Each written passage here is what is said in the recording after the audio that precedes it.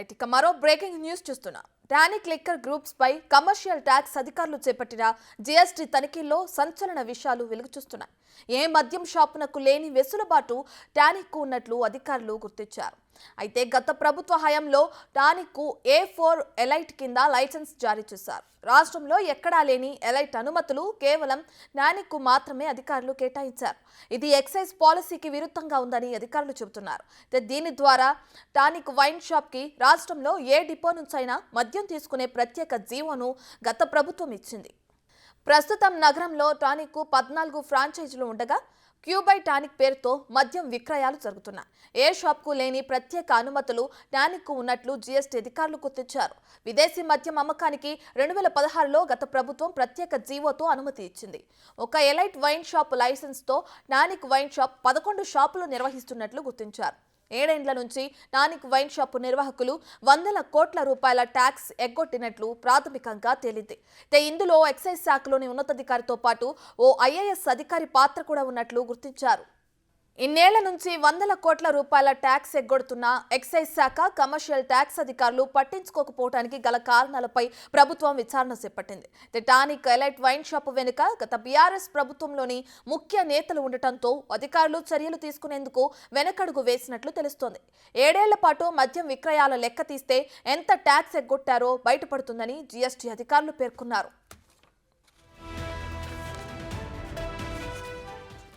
అయితే తాము నిబంధనలకు లోపడే వ్యాపారం నిర్వహిస్తున్నట్లు టానిక్ సంస్థ ప్రెస్ నోట్లో పేర్కొంది. తమ సంస్థపై వస్తున్న ఆరోపణలు పూర్తిగా అవాస్తవమని వివరణ ఇచ్చింది. రైట్, ఇదే అంశానికి సంబంధించి మరింత సమాచారాన్ని మా ప్రతినిధి సురేష్ అందిస్తారు. సురేష్, టానిక్ లిక్కర్ గ్రూప్స్ పై అటు కమర్షియల్ ట్యాక్స్ అధికారులు జీఎస్టీ తనిఖీలు చేపట్టారు. ఈ తనిఖీల్లో ఎలాంటి విషయాలు వెలుగు చూస్తున్నాయి? గత ప్రభుత్వంలోని ఎక్సైజ్ శాఖ మంత్రి ఆదేశాలతోనే 2016లో ఒక ప్రత్యేకమైన జీవోని తీసుకువచ్చి టానిక్ వైన్ షాప్ కి అనుమతులు ఇవ్వడం జరిగింది. అయితే ఇక్కడే చాలా మతలబులు ఉన్నాయి. జీవోలో చాలా అనుకూలమైన వ్యవహారాలన్నీ కూడా టానిక్ కు అనుకూలంగా జీవోలో పొందుపరచడం జరిగింది. దీనికి సంబంధించి విచారణ చేస్తున్నారు. గతంలో ఏదైతే రాష్ట్రానికి సంబంధించిన 18 వైన్ షాప్లకు సంబంధించిన డిపోలు ఉన్నాయి. ఎక్కడైనా నుంచి కూడా టానిక్ వైన్ షాప్ నిర్వాహకులు మద్యాన్ని తీసుకోవచ్చు అని చెప్పేసి కూడా ఆ జీవోలో వెసులుబాటు కల్పించడం జరిగింది. మామూలుగా అయితే ఒక ఎక్సైజ్ పోలీస్ స్టేషన్ లిమిట్స్ లో ఉన్న వైన్ షాప్ కి సంబంధించిన డిపో నుంచే ఆ పరిధిలో మద్యం తీసుకోవాలి. కానీ టానిక్ వైన్ షాప్ కి సంబంధించి రాష్ట్రంలో ఎక్కడి నుంచైనా మద్యాన్ని తీసుకునేందుకు వెసులుబాటు కల్పిస్తూ జీవోను జారీ చేయడం జరిగింది. ఒక టానికే కాదు, ఎక్సైజ్ శాఖలో చాలా జీవోలు ఇలా వచ్చాయి. పబ్బులకు సంబంధించి కొన్ని జూబ్లీహిల్స్లోని ప్రత్యేకమైన పబ్బులకు రాత్రి తెల్లవారుజామున 3 గంటల వరకు కూడా అనుమతులు జారీ చేస్తూ కూడా జీవోలు ఉన్నాయని చెప్పేసి తెలుస్తుంది. దీనిపైనే ప్రభుత్వం పూర్తి విచారణ చేయబోతుంది. టానిక్కి సంబంధించి నేరుగా బెవరేజ్ డిపోల నుండి మద్యాన్ని తీసుకొచ్చి అమ్మకాలు జరిపారు. ఇక్కడే అంతా కూడా గోల్మాల్ చేశారు. రికార్డ్స్ సరిగ్గా మెయింటైన్ చేయలేదు. ఎంత మద్యాన్ని డిపోల నుండి తీసుకొచ్చారు, ఎంత అమ్మారు, విదేశీ మద్యం పేరు చెప్పేసి ఇక్కడ రావాల్సిన గవర్నమెంట్కి ట్యాక్స్ కట్టాల్సిన ట్యాక్స్ అంతా కూడా ఎగ్గొట్టినట్టు ట్యాక్స్ అధికారులు గుర్తించడం జరిగింది. టానిక్కి సంబంధించిన లావాదేవీలకు సంబంధించి మొత్తం 2016 నుంచి ఇప్పటి వరకు జరిగిన బ్యాంకు లావాదేవీలతో పాటు బుక్ రికార్డ్స్ను కూడా ట్యాక్స్ అధికారులు పరిశీలిస్తున్నారు. మొత్తం 800 కోట్లు ట్యాక్స్ ఎగ్గొట్టారు. దీని వెనకాల ఉన్న బడాబాబులు ఎవరు, అసలు ఎందుకు నిబంధనలకు విరుద్ధంగా ఏదైతే టానిక్ కి సంబంధించి వైన్ షాప్ కు అనుమతులు ఇచ్చారు, పూర్తి విచారణ జరిపితే విషయాలన్నీ కూడా బయటకు వచ్చే అవకాశం కనబడుతుంది. రాజకీయ నాయకులు బినామీల పేర్లతో టానిక్ సంబంధించిన వైన్ షాప్ ను తీసుకొని వాళ్ళు అనుబంధంగా మరో 11 వైన్ షాప్లలో కూడా మద్యాన్ని అమ్మినట్టు ఆరోపణలు ఉన్నాయి. తనిఖీల్లో కూడా బయటపడింది. దీనిపైన ప్రభుత్వం పూర్తిగా సమగ్రంగా విచారణ జరిపించబోతుంది. విజిలెన్స్ దాడులు కూడా ఎక్సైజ్ శాఖపై జరగబోతున్నాయి. ఎందుకంటే రహస్య జీవోలని తీసుకొచ్చి ఇలాంటి అనుమతులు ఇచ్చారు కాబట్టి పూర్తి విచారణ జరిపించాలని చెప్పేసి కూడా ప్రభుత్వం ఆదేశించడంతో త్వరలోనే ఎక్సైజ్ శాఖలో కూడా విజిలెన్స్ దాడులు జరిగే అవకాశం కనబడుతుంది.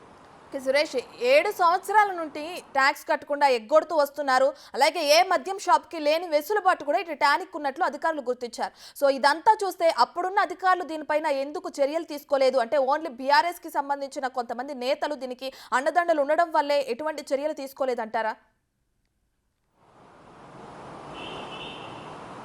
ఖచ్చితంగా ప్రభుత్వం కూడా చాలా సీరియస్గా ఉంది.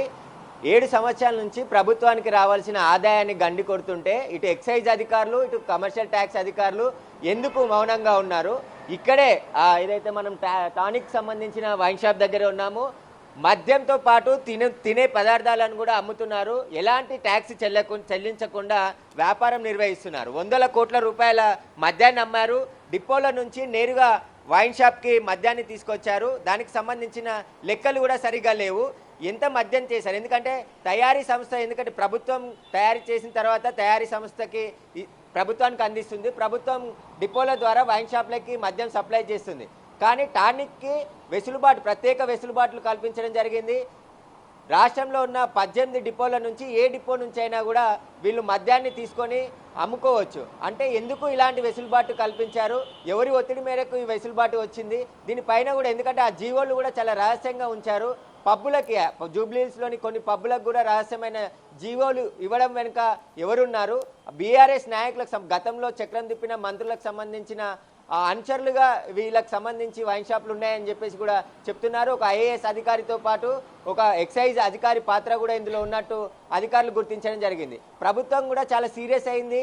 ఖచ్చితంగా దీని లెక్కలన్నీ తేల్చాలి. ఎందుకు జీవోలని వెసులుబాటు కల్పించారు? విదేశీ మద్యం పేరుతో ఇక్కడ రాష్ట్రానికి సంబంధించిన మద్యానికి సంబంధించిన లెక్కలు కూడా చూపించలేదు. అంటే బ్యావరేజ్ డిపోల నుండి తీసుకొచ్చిన మద్యం లెక్కలు ఎందుకు లేవు? అసలు మొత్తం ఎంత పెద్ద మొత్తంలో జేబులు మారాయి అటంతా కూడా. దానిపైన సమగ్ర దర్యాప్తు చేస్తే పూర్తి విషయాలు బయటకు వచ్చే అవకాశం కనబడుతుంది. ప్రభుత్వంకి రావాల్సిన ఆదాయాన్ని అంతా కూడా తమ జేబుల్లోకి మలుచుకున్నారు వీళ్ళంతా కూడా అని చెప్పేసి ఆరోపణలు ఉన్నాయి. కాబట్టి కమర్షియల్ శాఖ డిపార్ట్మెంట్ పూర్తిగా దర్యాప్తు అయితే కొనసాగిస్తుంది ఇప్పుడు. Right, thank you Suresh.